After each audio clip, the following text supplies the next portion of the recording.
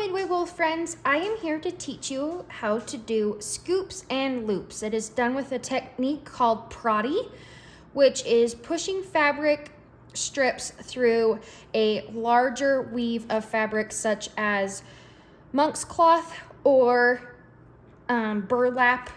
So we're just gonna get started. So you're gonna open up your pattern and you're gonna have the template inside, and you are going to set it on top of a light box, or if you do not have a light box, you can also use a window.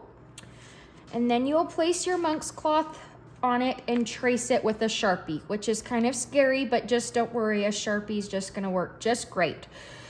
So when you're doing Prati, you need to make sure that it's in reverse. So as you can see on this one, it doesn't matter that it's not in reverse because it's symmetrical right down the middle. But if it was like a candy cane with the curve going this way, then you need to make sure you reverse it, because on the front it will be in reverse or backwards. So you're working from the back to the front. So after I have my cute little ice cream cone on there, I'm now going to place it in my hoop. You are going to place the hoop without any hardware down first. Then you're going to place the ice cream cone as good as you can in the center of it, with the traced line up towards me or towards my face. Then you're going to place the hoop with the hardware down on top of the cloth so it goes into place. Now this step is very important. So as you go around, you need to tighten it really tight, like tight as a drum.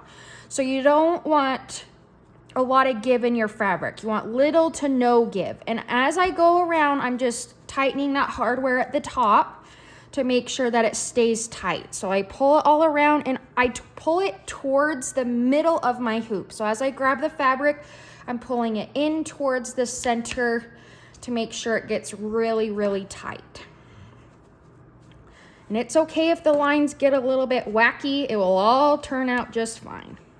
Now that my monk's cloth is tight like a drum inside of my hoop, it's now ready to go, to begin. So what you're gonna do is you're going to look at the picture, which as you can see, we're gonna start with the cone part first, and then I'm gonna work my way up. When you do Prati, you're gonna start on the inside of your traced line and make a crater. This is the scariest part. You need to make a humongous hole, and then it will be easier on your hands. So again, you're working in reverse. So this is the back side, and then this underneath side will be the front. So if it looks crazy on this side, it doesn't matter because it's not the front. Oh, and I'm not explaining what to do. So you make a hole into your cloth, again, a big crater. Then you push the corner edge into that hole. So I'm gonna scoop it down into that hole and give it a tug from underneath. And then there's a little flap hanging out, and then I'm gonna go again on the inside of that trace line, make a crater, and I'm gonna slide that wool piece down into that hole and give it a tug again from underneath or the front side. And bing bada boing, there's my next wool piece. As you can see, as I go, it fills in. So if you're seeing white in between your wool pieces, that's perfectly normal. The more you put in, the tighter the weave will get, because you're pushing fabric into that weave of that cloth, and it will get really tight. So just keep going, it will fill in. Okay, so now we're gonna pretend that this whole row is done. And now I'm gonna start right here at the top. Again, I'm going inside of this line and inside of this line. And I'm gonna place a big crater into that monk's cloth and scoop the corner edge into that hole. Give it a tug so there's just a little flap hanging out.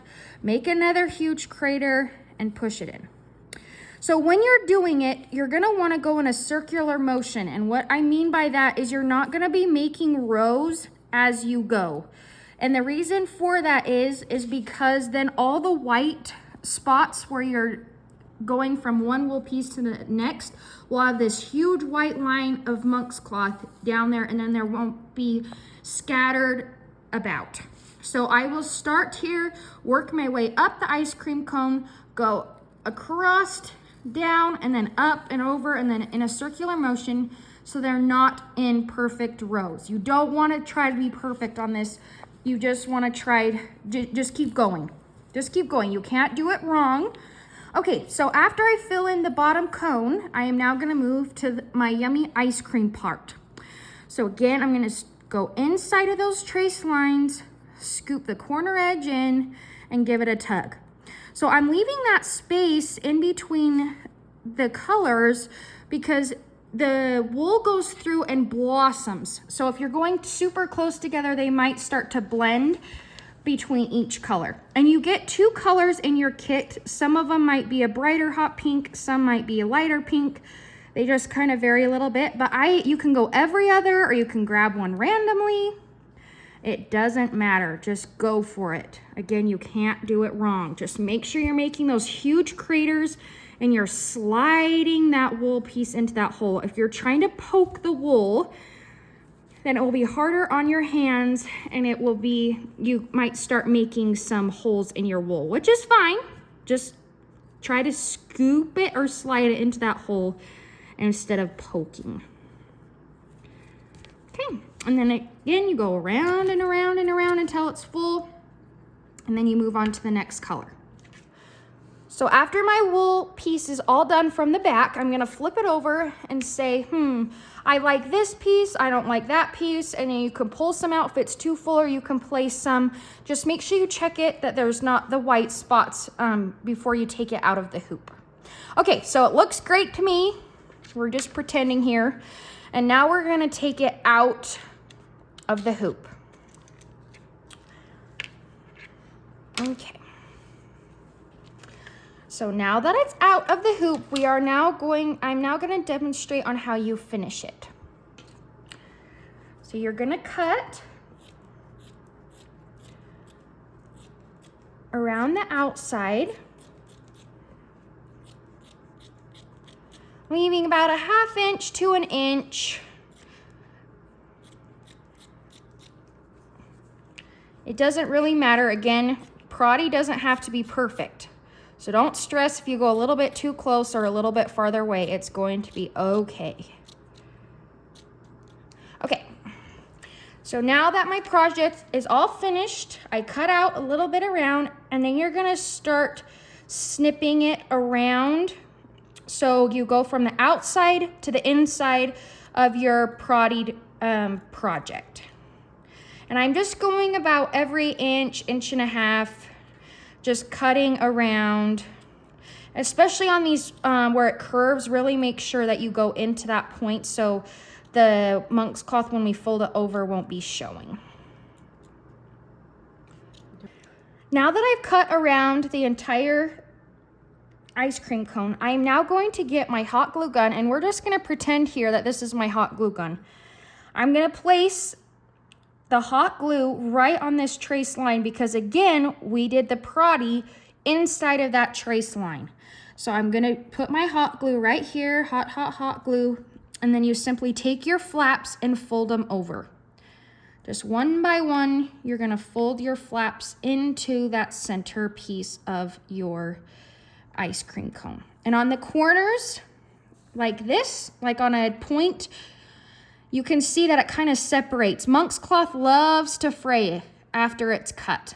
So you're gonna put a ton of hot glue right here so it stops the fraying and finishes it really nicely from the front. So really put a ton of hot glue on those points or where it changes direction. Okay, so after I glue it all the way around, I have this nice, beautiful ice cream cone, as you can see here. Now, to do the cherry on top, you're just gonna place a dab of glue on the top part of wherever you want it, kind of separate those wool pieces and hot glue it into place. And then it's set, you're good to go. So now I'm gonna back up a little bit and show you how to cut wool if you do not know how. So if you buy a kit from us, we do have the pieces pre-cut for you in a cute, nice little box, or we have them in pieces if you want them a little bit more inexpensive. So you can buy them either way. So the pieces in the kit are cut at 1.5 inches. So I'm going to take my ruler and place it on top of my mat. Now I'm not going to pay attention what's going on with my mat here. I'm going to be paying attention what's going on with my ruler. So if we look here, from this side to this line is 1 inch. And in the kit, you'll read that you need to cut your pieces at 1.5 in width. So I'm going to move my ruler so the 1.5 line is directly on the edge of each point of my wool. That will ensure that it's going to be perfectly straight. So I'm going to take my ruler and press it firmly down, keeping my fingers away. I'm taking my rotary cutter and simply cut. So there's my first cut. Now we're going to do something called subcutting, which is where we're going to cut it into that 1/2 inch piece now.